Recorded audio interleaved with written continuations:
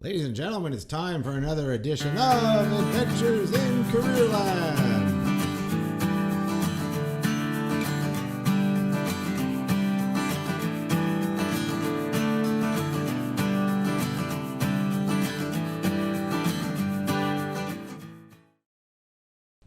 Welcome, everyone. I'm your host, Adriano Magnifico. I'm the career lead at the Riel Arts and Tech Center.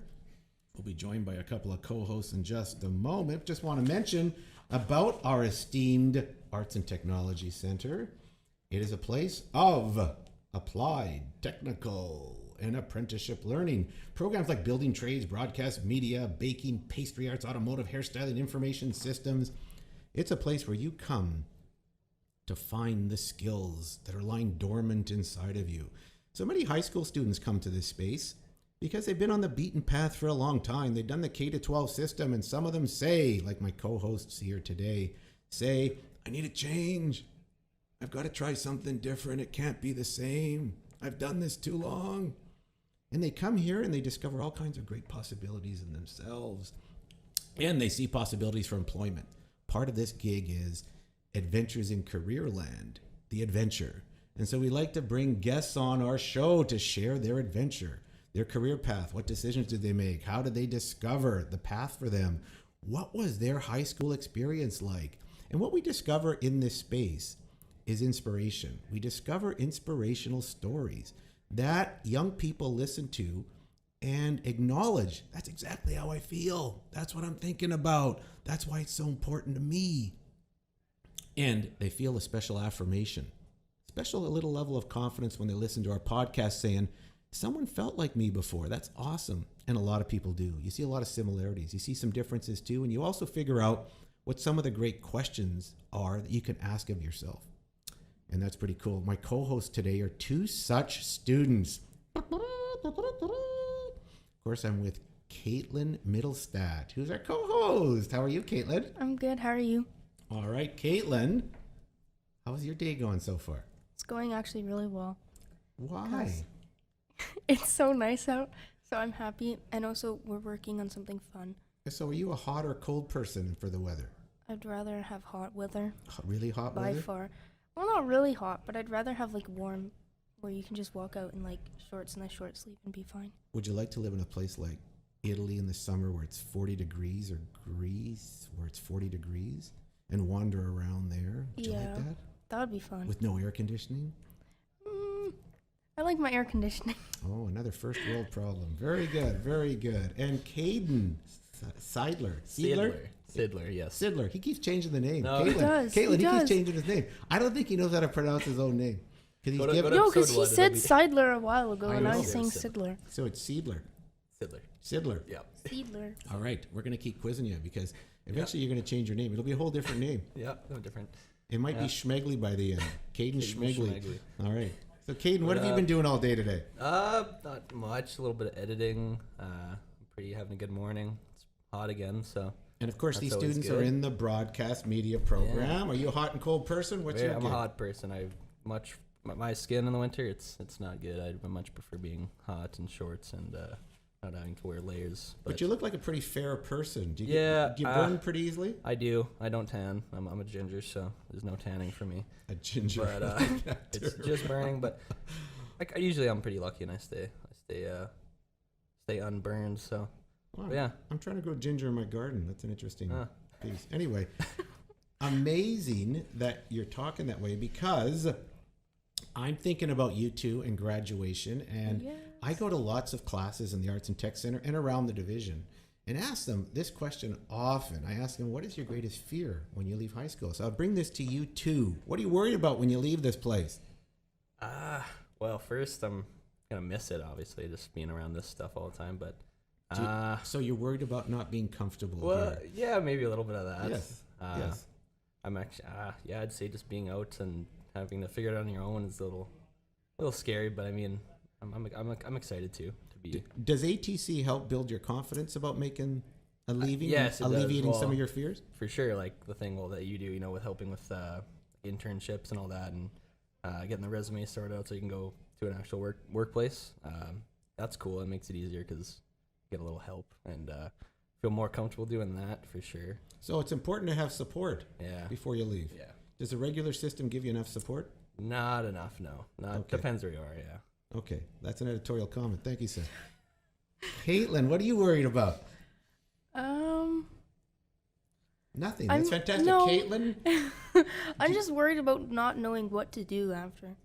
well, you know what? You are in, when you listen, well, you're in a common place. Yeah. Now, you're in the broadcast media program getting some skills. Are you getting a different sense of what you might be able to do? Yeah. Because Why? before, I didn't really look. I enjoyed doing this stuff, but I didn't really know how to like do it or like do it professionally.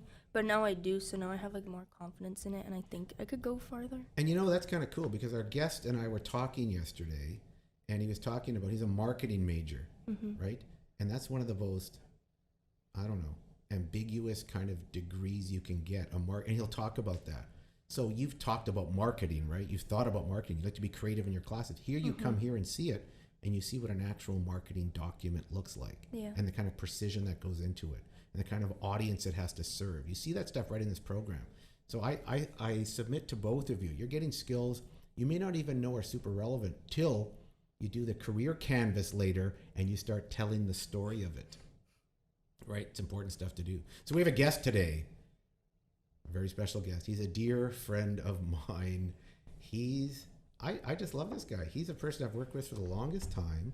He is Scott Angus of HP Change. This is a company of his own, and HP is going to tell us what HP is all about. But Scott, how are you, sir? Good, very good.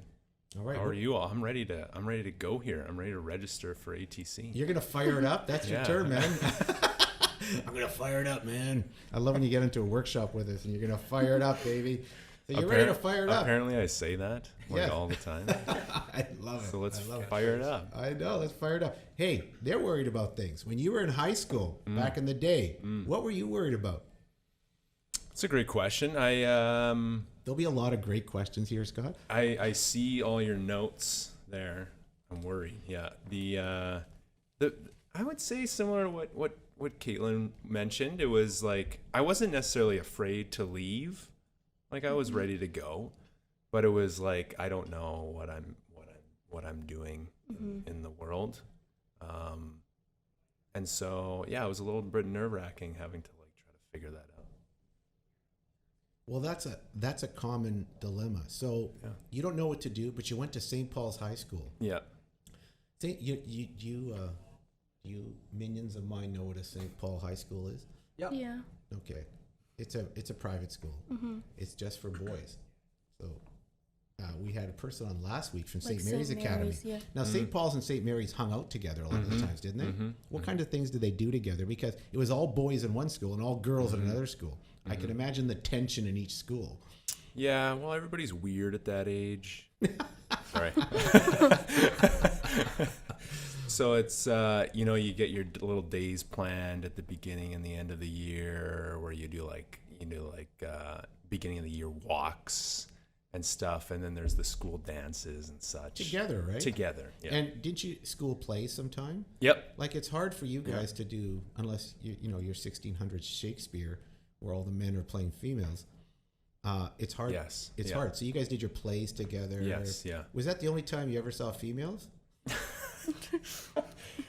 No, like I still lived a regular life where I could see people. Yeah. Well, you weren't locked to your chair and just had to sit with all those men and continue to persevere. Anyway, two pretty high-end schools, I'd say. Pretty high-end. Would you say the academic requirement was pretty high in those places? Yeah. Like there was a major kind of focus on academics and academic kind of performance, I would say. And do most of the kids go to university out of those programs? Yes. Yes, and of I course would say so. that's the goal. And I think when parents send their kids to that space, they're expecting more discipline. They're expecting more homework, right? What was homework like for you two? I had a lot. Did you have a lot of couldn't say I ever homework? Did it a lot. You did a lot? Or you didn't do it a lot? What was Yeah. homework? And you never got in trouble for it? Sometimes. Occasionally. What was homework like for you? I mean, I honestly feel like I had more homework in middle school, but in high school it was just the stuff that like you didn't finish in class that you'd have to finish at home. Okay. So, what not was much. homework like for you at That's the? the strategy. I'm trying to. It was, yeah. It was a lot. It was a lot. But like when I do stuff, like I've taught courses now, and I'm very much of like the strategy of like, let's do it in class, and your homework is to go live, do interesting things with your life after hours. What a great way to think. I remember teaching in a private school, and I'd get in my early career, the expectation was so high for academics. I get parents calling me going, my kid has no life. Yeah. There's too much homework in this school. And that's where sometimes some schools have the unhealthy balance and some don't have enough. So it's tough to find that balance. And when you find teachers who give you that special kind of balance in your life, pushing you, asking you of things, does a program like this, the broadcast media program, push you in some ways? Yeah, for sure. How?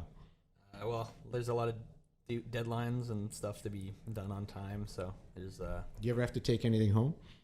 yeah, but it's like digital usually, so like on a USB, just do it at home on your computer, but yeah, basically the same type of thing. I feel like, because here I feel like it's more of a, like, we don't really have homework unless it's like going out and filming during after school hours for like sports and stuff. But I feel like it's more of like, if you don't finish your work on time, or like if you're running behind, you can bring it home and work on it. We don't normally have like projects where it's like you have to take it home and work on it, Well, yeah, but you're out. unless you want to catch up. You guys are out every second night. Oh, on, yeah. On a project somewhere to school. You're Yeah. running around. But in which my is- brain, I don't see it as homework, even though I feel like it technically love is, that. but I And- don't see it as. But that's what it's supposed to be, Yeah. right? It doesn't feel like I'm doing some burden. Yeah. Homework has always been this burden, right? So Scott, you're at St. Paul's High School. Yeah. And what kind of extracurricular stuff are you doing? Because St. Paul's is a space, in my knowledge of people who go there, where they want you to participate in extracurriculars. What were you doing in extracurriculars? Yeah, we very sports heavy, St. Paul's. So I played golf and curling, not the sports you would think of. I'm looking at you. I thought you'd be a DB in a football team, maybe play the No. hockey team, volleyball setter. Not volleyball center. No, it wasn't good enough. So you played on the golf team. Yeah, Well, that's kind of executive corporate style stuff, right? Because you gotta. Golf is that sport that business people need to play, right? And you became a marketing major, so this is something where you had to play this, right? So golf. What else did you do? yeah, we were chatting about this the other day, and I was like struggling to think of like stuff that I did. I was like, I know. See, the thing about my high school experience was that I kind of like I knew most people, and like I was friends with most people, but I wasn't really like good friends with most people, so I didn't really like fit anywhere. So I didn't really have like a specific like, oh, he's a football guy or he's a whatever. So I did like a handful of things. We talked about reach for the top. You did reach for the top. I love trivia. So that was like, Do you two know what reach for the top is? I don't. Okay, reach for the top goes back to the 70s when I was a kid. And I remember when you told me that, I thought, where did I see that? I saw it live at Nelson Mac. I went to Nelson Mac in 1974. I was in a junior high. And we got to go watch Reach for the Top set up in the Nelson Mac gym with a moderator named Bill Guest, who's a famous Canadian icon. And these schools would compete with each other. Pure trivia, right? trivia. Pure trivia. So who did you compete against? I didn't even know this thing existed back in your day. And your day is only back to 2007 or something, right? It's not that They far. had like inter-school things. I don't know. It wasn't really like, it wasn't like a, It wasn't provincial, and you went off and did that stuff. In no. the old days, you became the champions of the yeah, I reach think for the top. I think that still exists, but I've it was like I've- internal, inter-school stuff. Yeah. I've never heard of it. You were also on the chess team, like Well, there was no teams. okay. But again, I was like, I'm decent at trivia. I'm decent at chess, but I wasn't like great. And of course, St. Paul's is famous for something called the jug. Do you know what that is, you two? No. Justice under God. Yeah, And that was the detention hall. And they still have that, right? sounds intense. Dun-dun-dun. It does. And you Sounds go to the intense. jug. You'd have to go to your jug. Huh. All right. And it was when you did certain things, and you'd have to be a real delinquent to be going to the jug.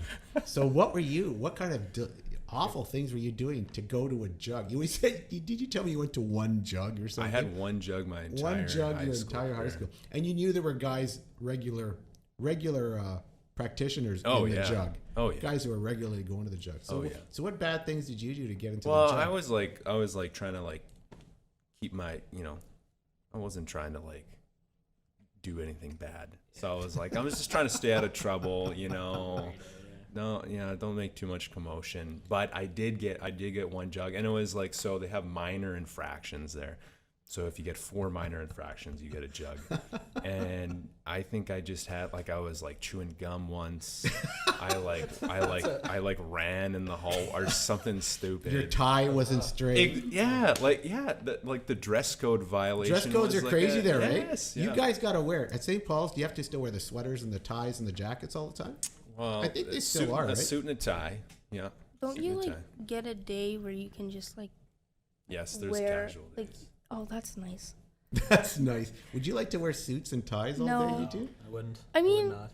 50-50, because then you don't have to pick out an outfit every day. Well, there you But go. then also, I would want to pick out an outfit because Then everyone expressing looks the myself. same. I don't know. You couldn't express yourself at St. Paul's, Scott? Is that what I'm hearing In your from outfit, Caitlin? in your outfit, in your tux and whatever. Yeah. Your tux. I don't know what you wear. So that was a period in time when you could wear a white belt and it wouldn't look weird. It was like the mid 2000s With white So, shoes, yeah. white belt. You could wear a white Ooh. belt. It sounds like the disco era a bit. Is that? No, it was more like the long kind of front comb over emo era. Oh. Oh my god! I was trying to think of the band that had the crazy hair, I'm talking about from the '90s or something. Anyway, there's a couple of them with crazy hair. I forget them. Oh, I can't even. There's Green Day, but I There's a don't know if lot. that's it. Yeah, there's a lot. There's a Okay. Anyway, tell me more. You leave St. Paul's, and you say you're one of those innocuous people in the hallway, avoiding trouble, right? Doing your thing, getting good marks, right? You're a hardworking student. yeah. St. Paul's, everybody kind of works hard there Yeah. because they select their students, right? Public school system doesn't get to select. So I'm stuck with Caden and Caitlin here, right? There's nothing I can do. They just come. But How does that make you feel? Well, he did pick us. So. I'm kidding around. I'm blessed to have these two. Yeah. But St. Paul's actually got to write a test to get in there, right? Yeah, you're doing that stuff, right? Here, public school, Thank goodness. you get what you get, and you don't get upset. As I used to tell my children when they were portioned something that they didn't like or didn't get exactly what they wanted. Anyway, tell me more. You leave St. Paul's. Yep. You're not the heavy or you're more of an academic type, you would say, in the hallways. Yeah. Okay. Yeah. You move on to university. But What's so the life at university like? The thing is, I was like very good at kind of staying out of trouble.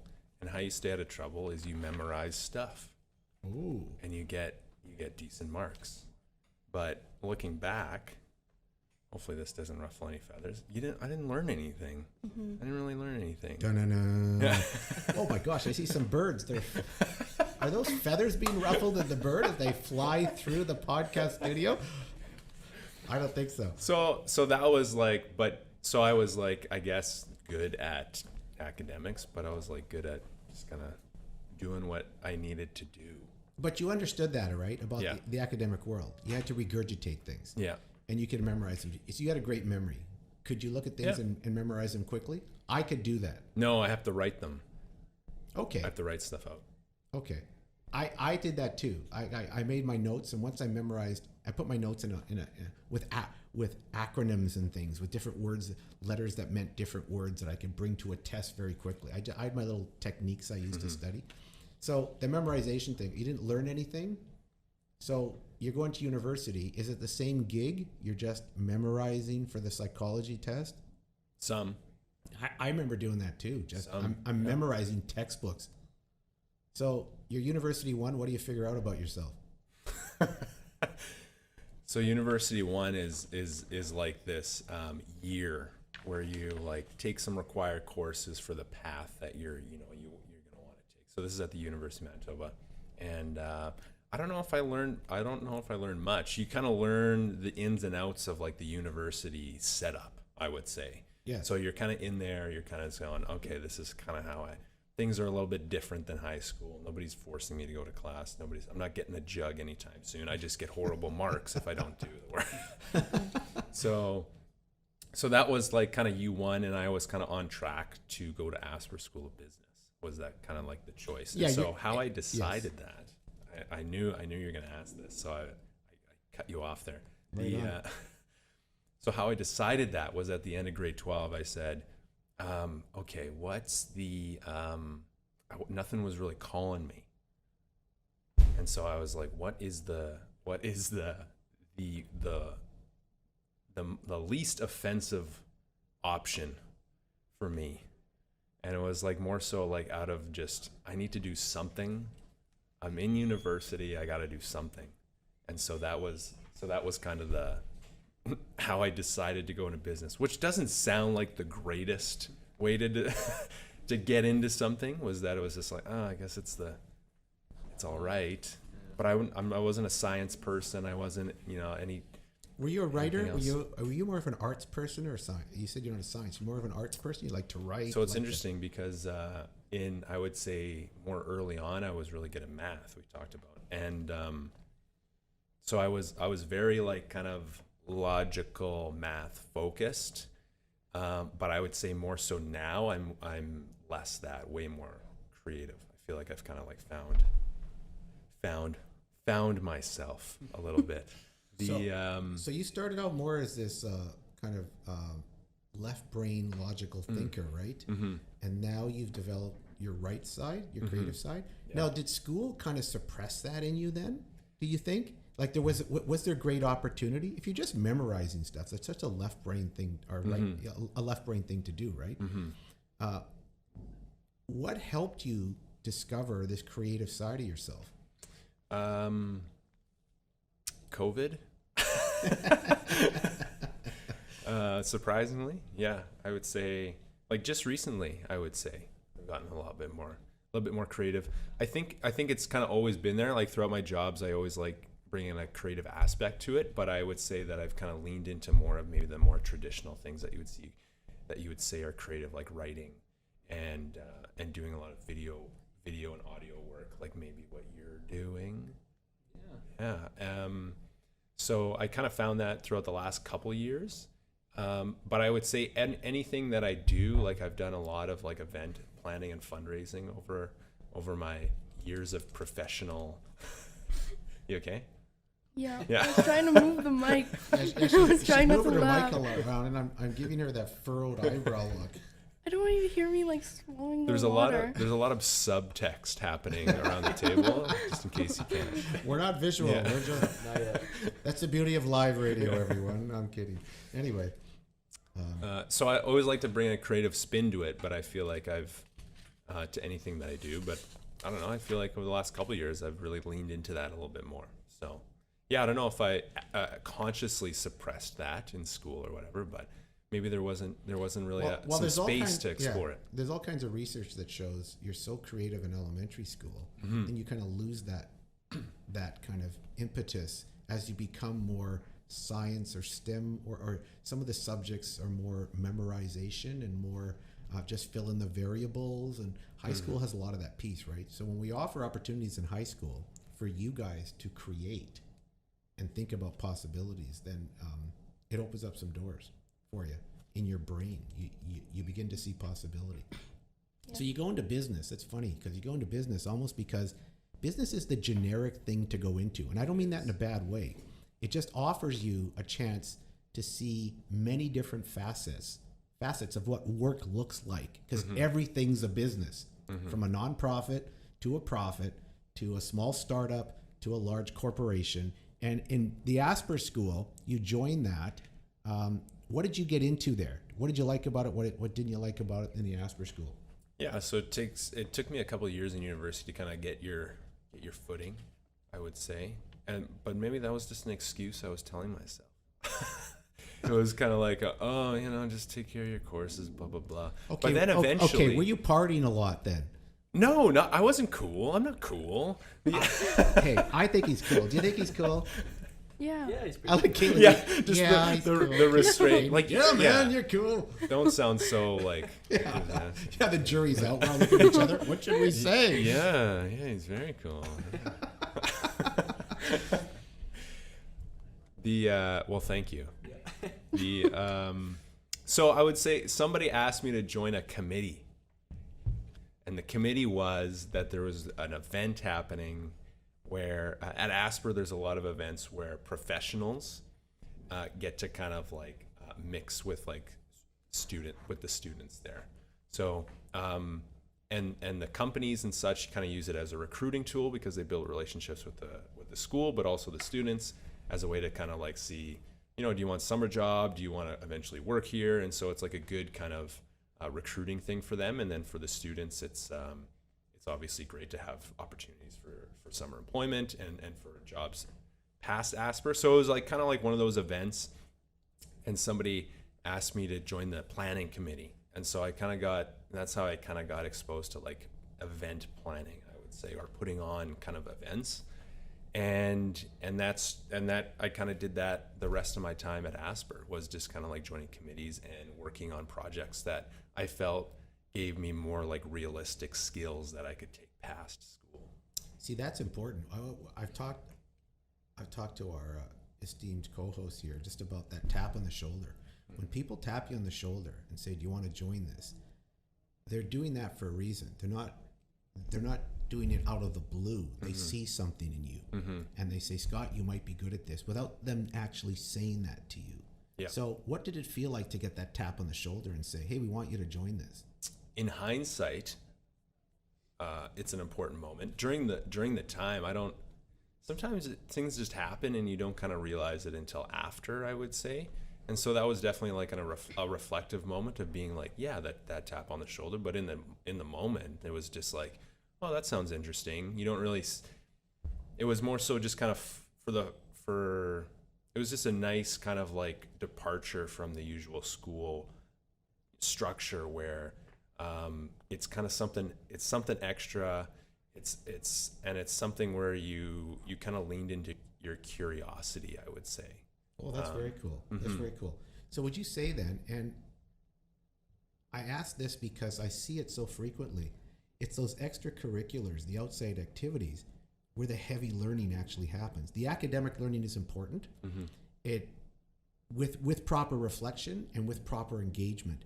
But it's those outside pieces where you have to do, make real decisions in real time that affect the lives of others that are the major classrooms for you. They're classrooms outside. Do you think so? Absolutely. And I remember, like, I'll give you maybe some specific examples. It's like, so for that event, you need to like spend budget. So there's a budget of money to put towards the event. And I have to go and spend the money, not my money, but like I need to go and be like, okay, this costs this much, and I need to talk to people who sell these things, and I need to go, and that's like real stuff. As as maybe you've kind of worked on projects similar where you're out and talking to real people, and it's and like that experience is super helpful to just pick up on like, you know, what it takes to do something that's not just a little project that I might get a B- on. Oh gosh, I never got a B- in school. That would have been great. Is there minuses anymore? Yeah, I don't. No. Did they give minuses? No, I think it'll hurt his self-esteem to put a minus on them. That's just my gut feeling. Okay, but I'm interested. These are straight A students. I'm assuming. Oh yeah. Oh For gosh, sure. top of the Yeah. top shelf. These guys. Oh gosh. Anyway, I like what you said. How important it is to work with real people. Was it those experiences that helped develop what I see is your gregarious nature, your ability to build relationships and connect with the youth you work with? Were those experiences instrumental in building that foundation for you and overcoming the fear of doing that? There's a fear in doing that, right? In calling, because you were into fundraising too, right? Fundraising. And how hard is it to fundraise? I had to do some of that in my early career too, and I dreaded it. I dreaded picking up that phone or walking into that retail outlet and say, "Can you donate this to the raffle?" You know, and a guy hands me, Well, a guy especially when, hands me, especially when you say it like that. I mean, like, who's gonna buy that, right? and the guy hands me some pantyhose or something. This is great, thanks. I went, what is this? Oh my god, that actually happened. Anyway, so how important are those foundational pieces of getting involved outside of your academic program in the community building?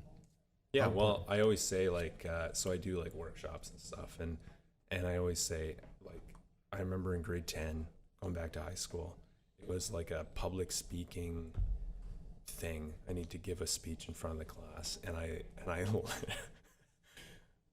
I was on the verge of tears. I was so nervous, the verge of tears, and now like what probably Adriano would say. That's not what I present usually when I go up and speak. Well, the irony of this is he does workshops in public speaking. Yeah, which is great for high school students.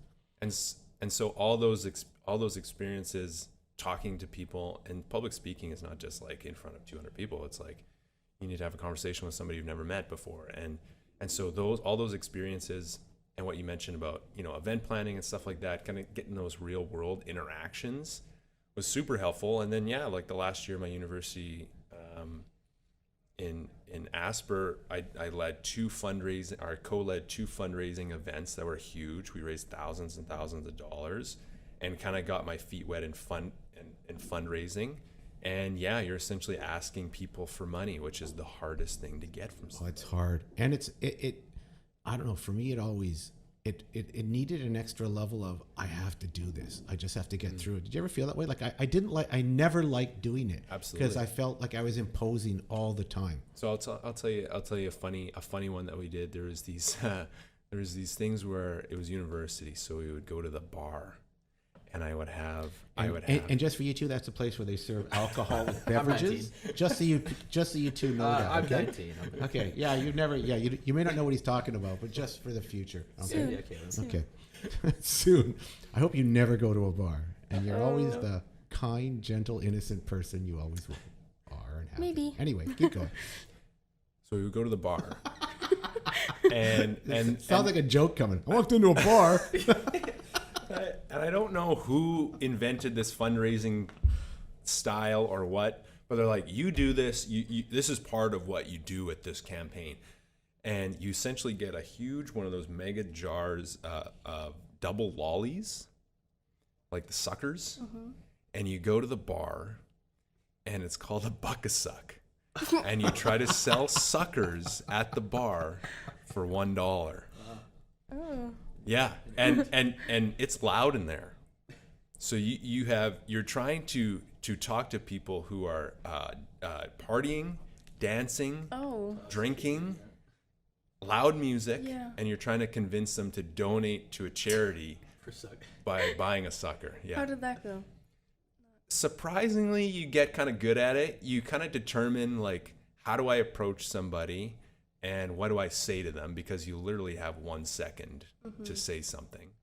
And so over time, it's the initial, like, I need to push myself over this, pretty much off this cliff, and just let myself be comfortable in a free fall of this experience.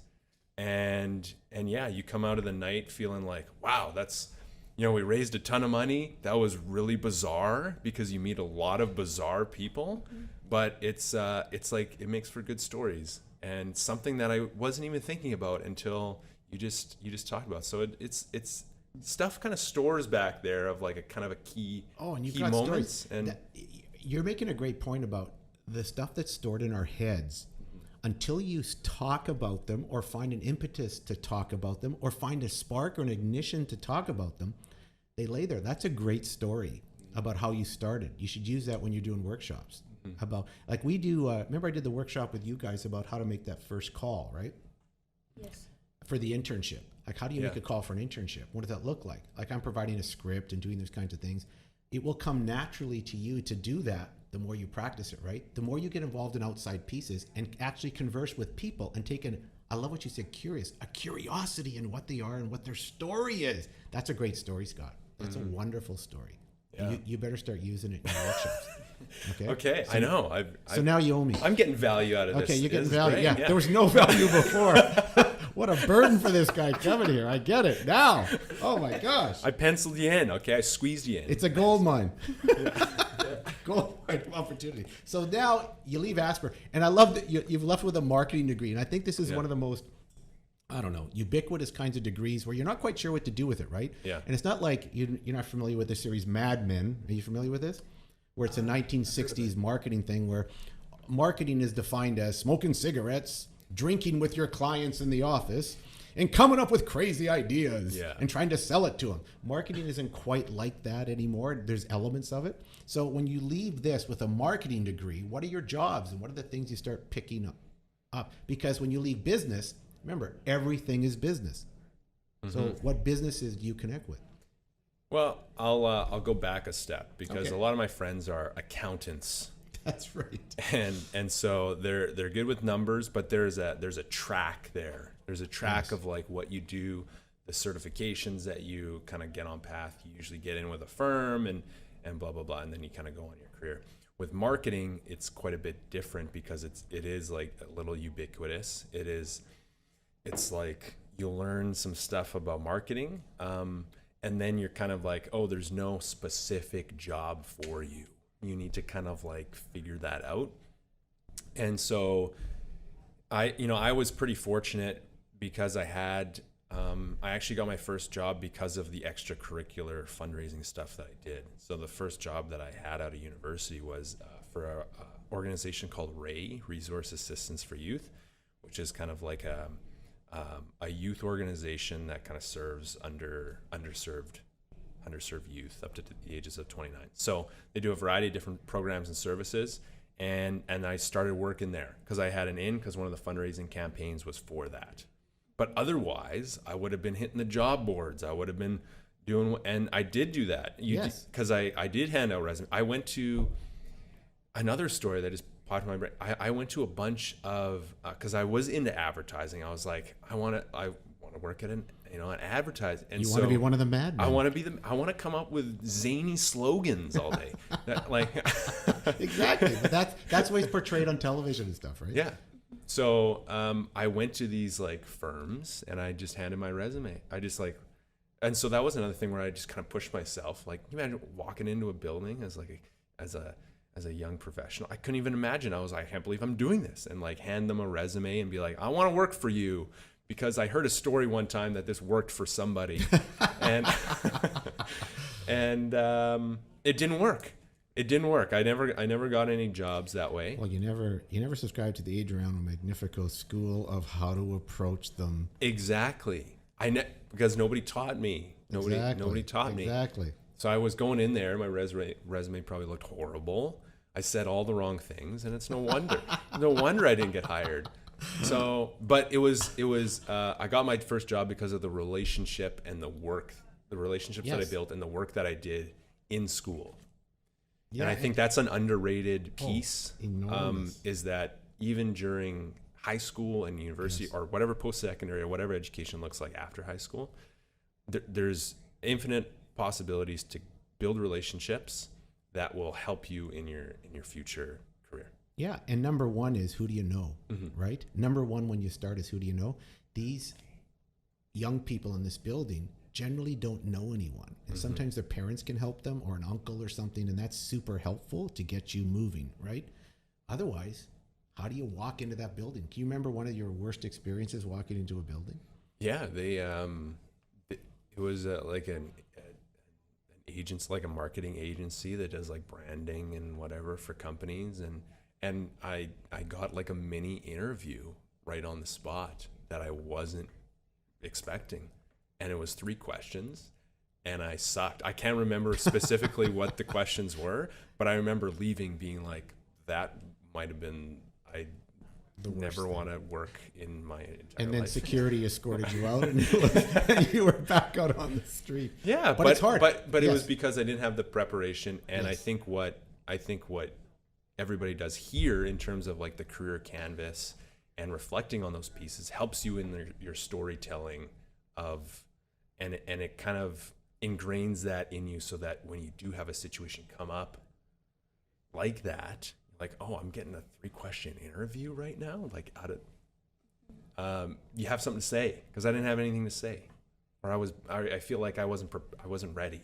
But I think some of the work that you do here kind of makes you at least more ready than well, yeah, but that's time too, right? And you even look back to that St. Paul experience, like all the pieces you did, and the little moments of public speaking, the little moments of, I know it sounds crazy, of being on that chess team and conversing with people. They're all setting the small foundations for you to move forward and to engage the next level of stepping out of your comfort zone. Because you're stepping out of that fundraising, you are stepping out of your comfort zone. I've been there. I don't care who does it. They are stepping out of their comfort zone to say, can you give me $250,000 for my campaign or for my dream for kids or whatever it is, right? Amazing stuff. So what were some of the others? I mean, you're doing that at Ray, and you leave Ray. Did they just? How did that end? I was gonna say, did they get rid of you somehow, or how did it end? No, there was an opportunity that came up with the 2017. Do you know what the Canada Summer Games are? Yeah. So they're like the Olympics of Canada. I call them the Olympics of Canada. Each province kind of has a sport team, and it's a youth sporting event, multi-sport event, and it was hosted in Winnipeg in 2017. So in 2015, the planning committee was looking for employees, and I was like, this is kind of a cool opportunity. And that lasts about a year or two, right? Because there's a lot of planning involved. A lot of planning. I was on staff for almost 2.5 years, actually. Wow. So it's a long way out, and then you kind of deliver the games in 2017. Yeah, I remember volunteering at the baseball venue. Yeah. Highly organized event. You felt like you were in an Olympic Games. Yeah. I was working the hospitality room for guests at the Delta or something. Fantastic. The organization was off the chart. That's because of people like you starting the event, and just some other guys are starting 5 years before, right? Yep. And going along. So I joined the sponsorship team, which was it's like another word for fundraising. So I was in fundraising. So I did 2.5 years at Ray, and then this was another 2.5 years. So the first 5 years of my career, it feels weird to call it a career, was fundraising. So this was a little bit larger sums of money. So what you're talking about, $250,000, there's many thousands of dollars that you're asking for. And so our team raised $6.5 million for the games. That's amazing. So without you, that games isn't going on. There must have been a great legacy in your brain to think of what you accomplished here. How did you feel at the end? The sense of achievement, accomplishment? It was pretty cool. I think it mostly kind of hit me kind of in the moments that you're talking about, of like being at the venues. Yes. And seeing kind of everything unfold, because you're working on this thing for 2 years.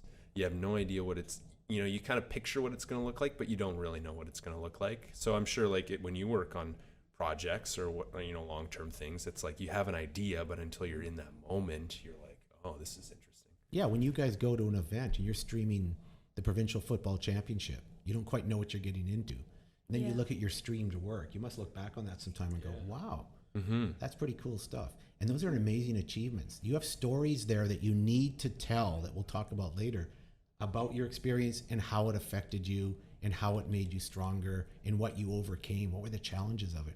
Because in your challenge, what was a great challenge in fundraising for you at the Canada Games? Well, I think it was for me personally, it was something that I wasn't expecting, was like the amount of organization that it took. So everybody thinks it's like, oh yeah, we asked for $100,000. They gave it to us. Great. The games can go on now. No, there was a lot of detail around delivering, because companies or people invest in something, and then they get like benefits or whatever. And so there's the whole fulfillment side where you need to manage relationships. You need to deliver on what you promised. You need to a lot of applications of sponsorship that goes into all aspects of the game. What does the venue look like? They need a sign that has the sponsor on it. Somebody needs to print that. The venue needs to know where it's going. So it really kind of gave me a really good insight of of how your specific role kind of interacts or impacts a larger team, I would say.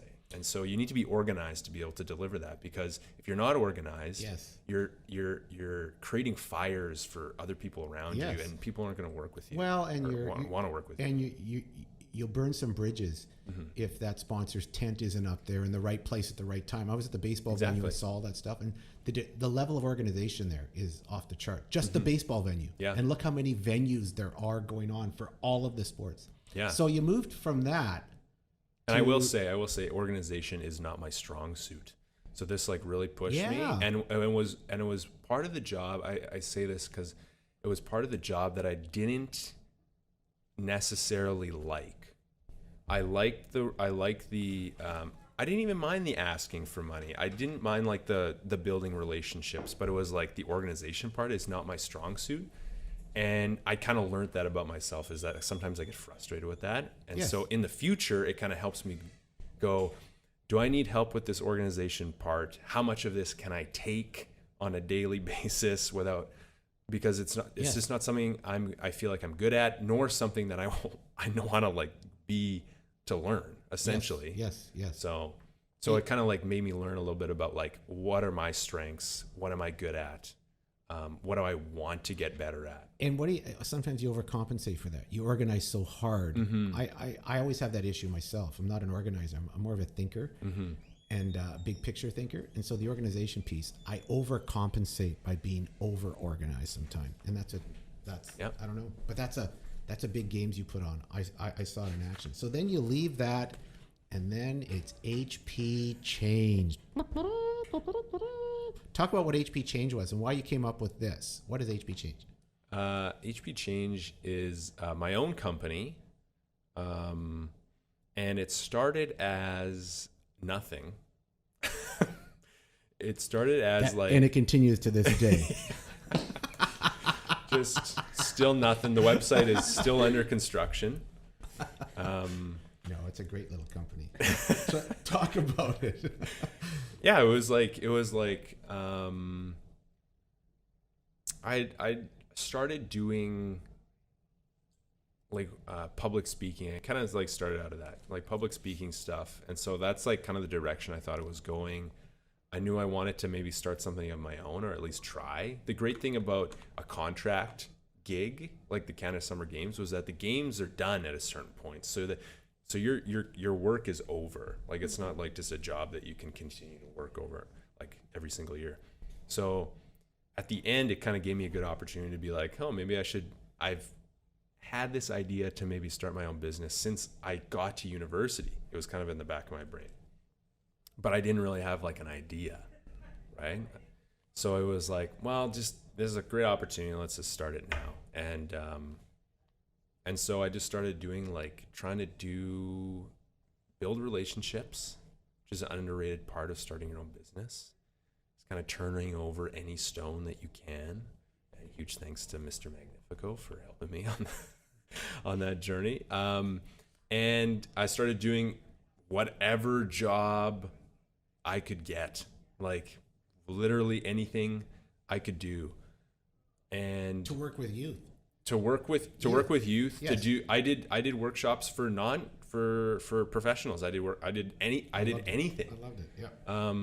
To like kind of earn money, to earn a little bit of like cred, if I could say that, to earn a testimonial, like a person that will speak to my work. So that was like that first year was like pretty hard, and I kind of went back to my event planning roots. We did a large event for kind of a conference for youth in 2018.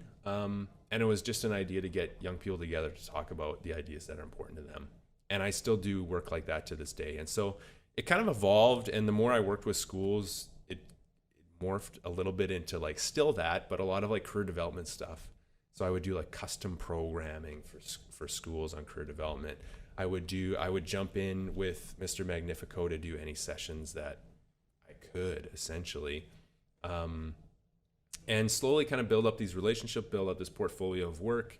and then I started partnering with North Forge, which is an amazing kind of entrepreneur incubator here in Manitoba. So any like young budding entrepreneurs definitely find North Forge, and they have amazing stuff. And I started doing entrepreneurship classes for high school students every like a weekly, like throughout the year as they kind of build their business. And so that was like a huge chunk of work too.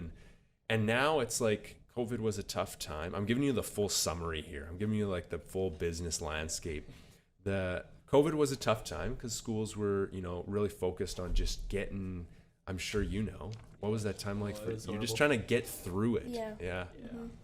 I was waiting for things to go back to normal mainly. It's just sick of the weird, irregular life that everyone was living. Yeah, it's rough.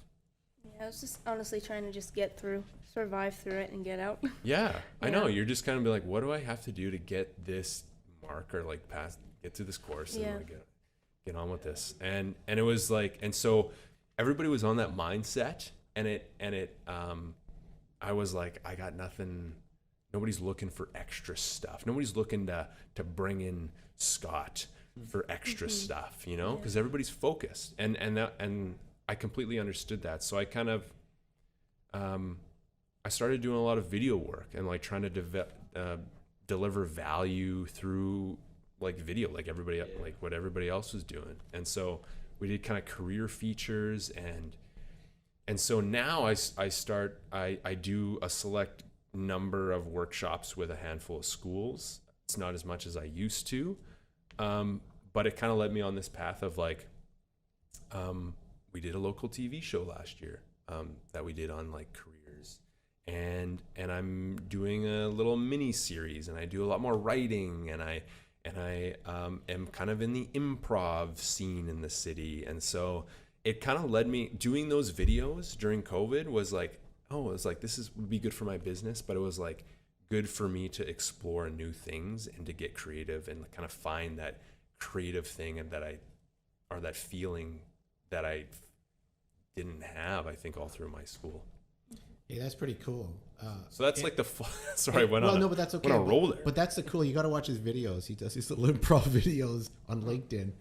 I chuckle all the time. They're so cute. You play both characters, and one's always the they're like skits. Yeah, they're small little skits. Okay. One's always the hapless schmegly, and the other guy is the all-knowing person, and they just clash with what's going on. They're really cute and funny. They're about a minute long, right? Yeah, 30 to a minute. They're funnier than heck. Hey, we do something. I'm getting the note from the producer saying you're going a little long. That's how interesting you are, Scott. Okay. No, I'm sorry. I talked. That's okay. He talked way too much. But we do something called quick cues, Scott. So we're going to ask you. Love it. Quick cues. They're quick answers. And who's running this? Caitlin. Let's go. Go ahead. Okay, are you ready? Oh, I was born ready. Okay, dogs or cats? Oh my goodness! You just answer it, man. You just do answer. Not do the first one. No thinking. Okay, I have two cats. Yes. I gotta go with cats. Orange juice or apple juice? Oh, neither. Favorite holiday? Oh my goodness! Favorite holiday. I would say New Year's. Okay. Favorite social media? Oh my God. YouTube. Okay. Tea or coffee? Tea. Books or movies? TV shows. Okay. Golf or curling? You did not. Golf. Trivia or chess? Trivia. Shows or movies? Shows. Favorite fruit? Raspberries. Cake or pie? Pie.